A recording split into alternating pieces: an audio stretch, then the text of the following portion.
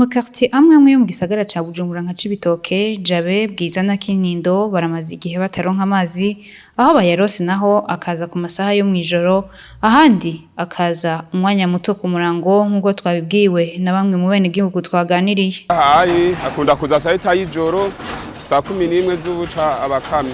Twe amazi keshi tuyatuma kwikinga, tukaza niho tuyatuma n'amakinga, ibidimwe cyo tuyigura hagati ya 500 n'amajana 7. Mwijabe kuva nko mu kwa gatandatu amazi aragenda, hari haza saa sita z'ijoro, urumva yo utavyise saa sita z'ijoro kuvoma, bukeye mu gatondo usanga amazi yagiye, ntitukimesa impuzu naho zisha mu mazi ngo umese, uriko uravoma ubwo nyamazi acagenda. Urumva uvyuka saa 9 z'ijoro usinziriye ukabura umwanya wo kuvoma cyangwa ukibagira, usanga amazi yakana.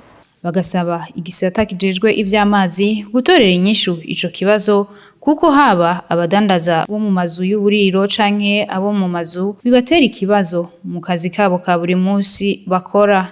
Twebwe ahubwo mwo tuvugira nyene amazi nk'abajejwe tukaza turaronka amazi kubera birabitera ingorane. Ukubura amazi nk'ubu aje saa 7 y'ijoro akacagenda mu gitondo saa 11, haro bamwe bataba barayaronka. Ibintu vyononekana ni vyinshi kuko nko mu buzima bw'umuntu agizwe no gukoresha amazi, urumva akenya amazi, urumva ibintu ni vyinshi vyononekana. Ico twobasaba nuko bodufasha bakaduha amazi bakaraba basi nko mu ndwi, bakaduha basi nka rimwe mu ndwi umunsi wose basi, canke akaza kugeza nka 2:00 basi akagenda umuntu yavyutse yavomye. Mwomenya ko iryo kena ry'amazi heshi ryatanguye kwibonekeza kuva muri uku kwezi kwa Ruheshi.